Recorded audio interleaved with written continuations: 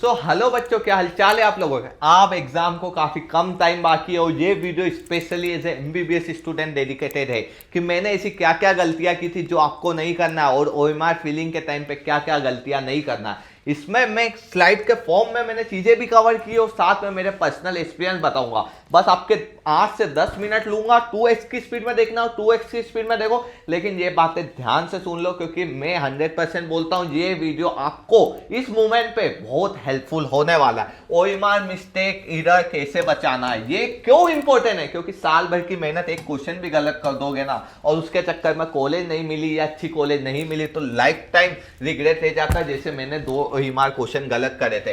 इसमें मैटर क्यों करता है ये फालतू की डिटेल्स मैं आपको नहीं बताऊंगा क्योंकि आपके पास काफी कम टाइम है। Preparation is not enough. अरे ये बताया है बच्चों कि अगर ओएमआर की प्रैक्टिस अभी तक नहीं की, आप ऑनलाइन दे रहे थे एग्जाम या ऑनलाइन टेस्ट दे रहे थे और ओएमआर की सीट पे प्रैक्टिस नहीं कर रहे थे टाइमर लगा के, तो चालू कर लो। दिन के 10 ओएमआर सीट भरो, रैंडम भर लो और एक एक पेपर दो। तो 5 पेपर भी अगर आपने एग्जाम के पहले दे दिए तो सफिशियंट है ओएमआर प्रैक्टिस के लिए, ताकि आपको ये हो OMR sheet is seriously as your preparation 1 row marks. हाँ, ये बताया कि एक गलत क्वेश्चन आपकी सीट चले जाएगी ये 100%। और मैं गारंटी लेता हूं बच्चों, ये वाला पॉइंट बहुत इंपॉर्टेंट है। हर साल मेरे को 100-150 मोबाइल इसी बात पे आते हैं कि हमारी सर ओएमआर मिस्टेक हो गई। और हमारी क्लास का जो टॉपर था ना, जिसके 680 नंबर आते थे, उसका भी सिलेक्शन नहीं हुआ क्योंकि उसका एक क्वेश्चन की सीक्वेंस पूरी खराब हो गई और उसका पूरा गलत हो गया। ये चीजें क्यों होती है, क्योंकि बार बार वहां पे आपको डिस्टर्ब करा जाता है। तो पहले माइंड में ये रखो कि वहां बार बार डिस्टर्ब किया जाएगा, वो तुम्हारे साथ नहीं हो रहा, सबके साथ हो रहा। टेक अ नॉर्मल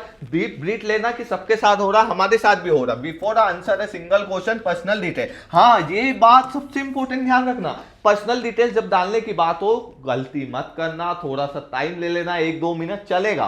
क्योंकि पर्सनल डिटेल्स अगर गलत भर दी ना, कुछ भी कि एग्जाम सेंटर वगैरह, name of candidate, roll number, तो वहां से धड़कन इतनी तेज चलती है कि ओएमआर में 100% मिस्टेक होगी। और लास्ट तक यही लगता है कि हमारी फाइल रिजेक्ट तो नहीं, हमारी सीट रिजेक्ट तो नहीं कर देगा। कभी रिजेक्ट नहीं होती, ये बात का ध्यान रखो। 1000% ये प्लेटफॉर्म पे मैं बोल रहा हूं कि सीट रिजेक्ट नहीं होती। ओएमआर सीट में गलती कर लोगे फिर भी फॉर्म नंबर ऊपर भी लिखे रहते, पेपर में भी लिखे रहते, उसके हिसाब से मैच हो जाते। 99.9% केस में यही होता है। बस 0.1% केसेस आ जाते हैं जहां पे ओएमआर चेक नहीं होती, तो वो चीज होती है। तो पैनिक बिल्कुल भी नहीं होना। अगर गलती हो भी गई है तो सो नॉर्मल ये डिटेल्स हो जाती है। अब सबसे इंपॉर्टेंट, ब्लू और बॉल पेन ओनली यूज करना है, ये तुम्हें पता होगा। और एक चीज बता दूं, एनटीए के ऑफिशियल सेंटर के अंदर आप जब जाओगे तो वहां पे आपको पेन अलॉट होगी, वही पेन से भरना है, तो इसका कोई ध्यान रखना। डार्क सर्कल कंप्लीटली फिल करना है, ये बात का ध्यान रखना। अगर ये सर्कल है और तुम अगर इतना भर रहे हो तो रिजेक्ट है, इतना भर रहे हो या फिर कोई बच्चे ऐसे बाहर बाहर भर देते वो भी रिजेक्ट है, तुम्हें पूरा भरना। लेकिन एक बात का ध्यान रखो, अगर तुम ऑफलाइन टेस्ट सीरीज में ज्वाइन करे हो तो तुम एक पेपर में ट्राई कर सकते हो, तुम सर्कल इतना भी भर के आओगे तो एक्सेप्ट हो जाएगा। और एक और सॉल्यूशन बताता हूं कि 2 अगर ओएमआर है और तुमने एक ऑप्शन भर दिया और बाद में याद आया कि दूसरा ऑप्शन भरना था, तो तुम पहला इतना भरा है तो दूसरा भी पूरा भर देना। तो ये केस में क्या होगा, या तो ये चेक नहीं होगा, ये रिजेक्ट हो जाएगा, तो -5 की जगह सिर्फ -4 होंगे। या दूसरी सबसे इंपॉर्टेंट बात जो बहुत फायदे की है कि अगर इसने ये वाला एक्सेप्ट कर लिया तो अगली बार क्या करेंगे पता है, अपन अगली बार ओएमआर को अपन फाइल कर देंगे, अपन ऑब्जेक्शन ले लेंगे कि हमको ये वाला एक्सेप्ट करना था, तो 100-200 रुपए लगते हैं, ओएमआर का ऑब्जेक्शन होगा और तुम्हारा दूसरा वाला ऑप्शन एक्सेप्ट हो जाएगा। तो इसका बिल्कुल नहीं लोड लेना। 1 आंसर पर question, do not mark more than 1 bubble. ये वाला मैंने कॉन्सेप्ट यहाँ पे समझाया, बहुत अच्छे से समझा। नहीं समझ में आया तो वापस सुन लेना क्योंकि तुम्हारे पास टाइम कम नहीं है, मैं फालतू टाइम नहीं लूंगा। नो ओवरटेकिंग और इरेजर वगैरह नहीं यूज कर सकते, वाइटनर नहीं यूज कर सकते, और ऐसा ओवर मार्क मत करना और एक सर्कल से दूसरे सर्कल पे मत जाना। बस ये गलती मत करना, थोड़ा बहुत सर्कल कम ज्यादा बढ़ाएगा, कोई दिक्कत नहीं है, मैं बोल रहा हूँ वो एक्सेप्ट हो जाता। रॉन्ग टेक्स्ट बुक डिटेल ये वगैरह छोड़ो, मैं एक और तुमको कॉन्सेप्ट बताता हूँ।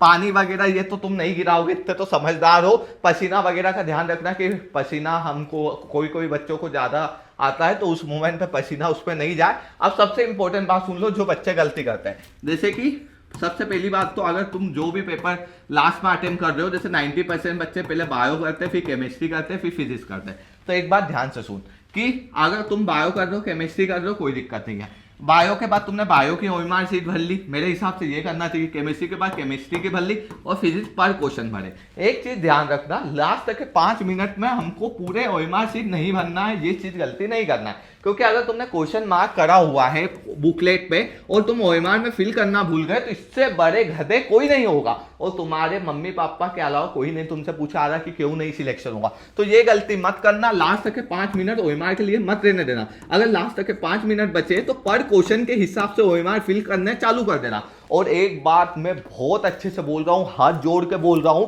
एक क्वेश्चन गलत हो जाए, 2 क्वेश्चन ओएमआर में गलत हो जाए, सो नॉर्मल होता है, उस दिन इंसान पैनिक होता है, ये बात कोई नहीं बताता। साल भर मैंने कभी ओएमआर में गलती नहीं की, एक ही पेपर में की थी, वो भी एक क्वेश्चन। मैंने एग्जाम में मेरे 2 से 3 क्वेश्चन ओएमआर मिस्टेक हुए थे। अगर मैं उसको लाइटली लेता तो आज और अच्छी कॉलेज में होता, क्योंकि मैं पैनिक कर गया, मेरे को लगा मेरा सिलेक्शन अब नहीं होगा।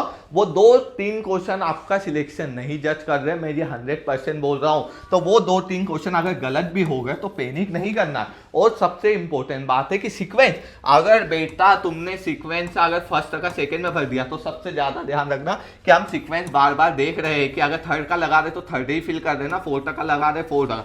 अगर एक भी सीक्वेंस बिगड़ी तो पूरा पेपर खराब हो जाएगा। इसलिए पहले एक एक क्वेश्चन करना, और मैं बोल रहा हूँ पूरा एक साथ तो मत करना। अगर साल भर से कर रहे हो तो चेंज मत करना, लेकिन अगर साल भर से तुम ट्राई मार रहे हो कि क्या बेस्ट है क्या बेस्ट है, तो ये वाला मैंने जो तरीका बताया कि पहले बायो फिर केमिस्ट्री और फिजिक्स से पर क्वेश्चन लगा देना, ये बेटर है। बाकी साल भर से जो प्रैक्टिस की है उसके अकॉर्डिंग करो, कोई दिक्कत नहीं है। मैंने यही समझाया, हमारे जो एडिटर है वो भी बहुत क्रिएटिव है, क्रिएटिव माइंड से बनाते रहते हैं। मैं तुमको सब्सक्राइब कर लो, ये फालतू चीजें नहीं बताऊंगा क्योंकि टाइम तुम्हारे पास कम है। हमारे एडिटर और हमारी टीम से तुम मिल सकते हो, इधर काउंसलिंग के रिगार्डिंग फ्री ऑफ कॉस्ट हम आपको गाइड करेंगे, और आपको डिस्क्रिप्शन वगैरह में हमारी सब डिटेल्स मिल जाएगी। Bye bye, love you.